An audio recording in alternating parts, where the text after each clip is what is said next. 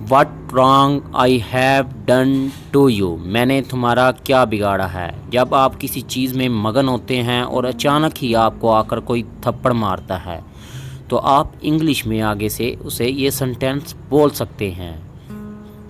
She behaved very rudely. उसने बहुत रूखा बर्ताव किया। आपका दोस्त आपको अपनी बॉस के पास जॉब के लिए भेजता है और आपको वो बिना बिठाए और डॉक्यूमेंट्स चेक किए बगैर वापस भेज देती है तो आप अपने दोस्त से आकर गिला कर सकते हैं। Many a man like you has come and gone. तुम्हारे जैसे कई आए और कई गए। जब आपका किसी से झगड़ा होता है अपने बॉस से या कहीं और तो आप इंग्लिश में ये सेंटेंस बोल सकते हैं। You have usurped my right. तुमने मेरा हक मारा है। जहाँ आप काम करते हैं और वहाँ से आपको पैसे मिलते हैं और वो कम होते हैं आपकी सैलरी में से जितना आपने काम किया होता है तो आप अपने बॉस से कह सकते हैं कि आपने मेरा हक मारा है। Bridle your tongue या hold your tongue. अपनी ज़बान को लगाम दो।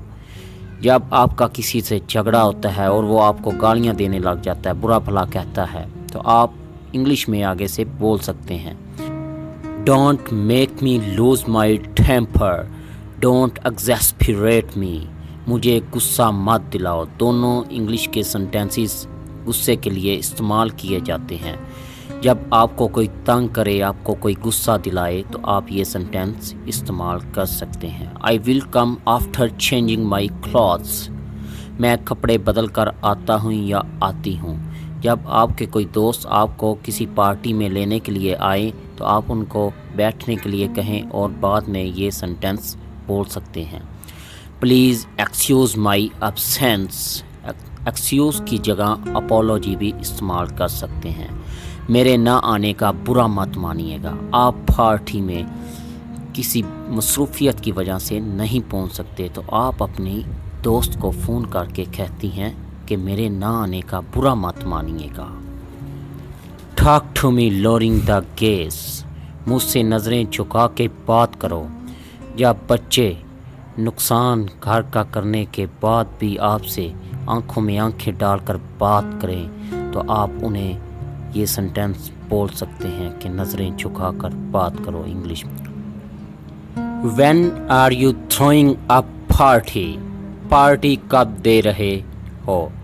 आपके दोस्त की सरकारी जॉब हो जाती है या कोई आपका दोस्त न्यू गाड़ी ले लेता है और आप उसे मुबारकबाद देते हुए कहते हैं कि पार्टी कब दे रहे हो।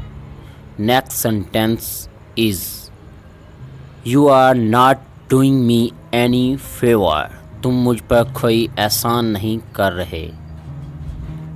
जब आप किसी की मदद करते हैं और वो आपकी मदद को नहीं जानता, आपके एहसान को नहीं जानता तो आगे से वो ये सेंटेंस बोल सकता है। My job was just to tell you. मेरा काम बस तुम्हें बताना था। आपसे काम करते हुए कोई मिस्टेक हो जाती है, गलती हो जाती है तो आपने सीनियर को बुलाकर कहते हैं सर मेरा काम बस तुम्हें या आपको बताना था। What do you want as dowry? आप जहेज़ में क्या चाहते हैं?